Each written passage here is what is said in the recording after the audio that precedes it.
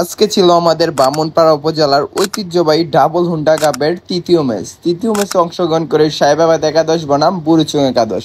দুই দলের ফলাফল কি ছিল, খেলা কেমন হলো, সম্পূর্ণ ভিডিও দেখলে বুঝতে পারবেন।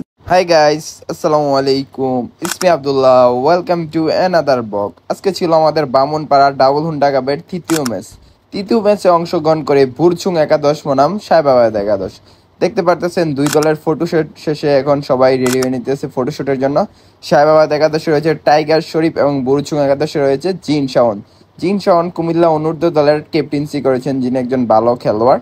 দুই দলের মধ্যে হাড্ডাহাড্ডি লড়াই চলতেছে। দীর্ঘ 8 বছর পরে বামনপাড়া উপজেলার ডাবল হুন্ডা কাপ ম্যাচ পরিচালিত হয়েছে। দীর্ঘ 8 বছর পর বামনপাড়া উপজেলার ঐতিহ্যবাহী খেলা। ফাইনালি সাহেবাবাদ একাদশ টাইগার শরীফ একটা গোল দিয়ে দিল। টাইগার শরীফের গোলটা সেরা ছিল, এক কথায় জোর ছিল গোলটা। শিমুল ভাই আমাদের গোপালনগর এলাকার একজন ভালো প্লেয়ার।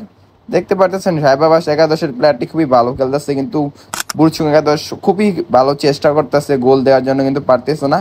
আর বুড়িচং একাদশের গোলকিপার জি.কে. সিয়াম, উনি ভালো সেভ দিছে কয়েকটা, উনি অনেক চেষ্টা করতেছে, কিন্তু দুই দলের মধ্যে হাড্ডাহাড্ডি খেলা চলতে। আর চারপাশের দর্শক দেখে বুঝে গেছেন যে বামনপাড়াবাসী ফুটবল লাভার কত ছিল। চারপাশে হাজার হাজার দর্শক ফুটবল প্রেমী বামনপাড়া একাদশে। আর দেখতে পারতেছেন টাইগার শরীফ অনেক চেষ্টা করতেছিল গোল দেওয়ার জন্য। ফাইনালি জয়লাভ করে ফেলে বুড়িচং একাদশ 0 ছিল আর সাহেবাবাদ একাদশ 2 ছিল। 2-0 গোলে সাহেবাবাদ একাদশ জয়লাভ করে। জি.কে. সিয়াম অনেক চেষ্টা করছে কিন্তু পারেনি। শেষ পর্যন্ত সাহেবাবাদ একাদশ জয়লাভ করে বুড়িচং হেরে গেল।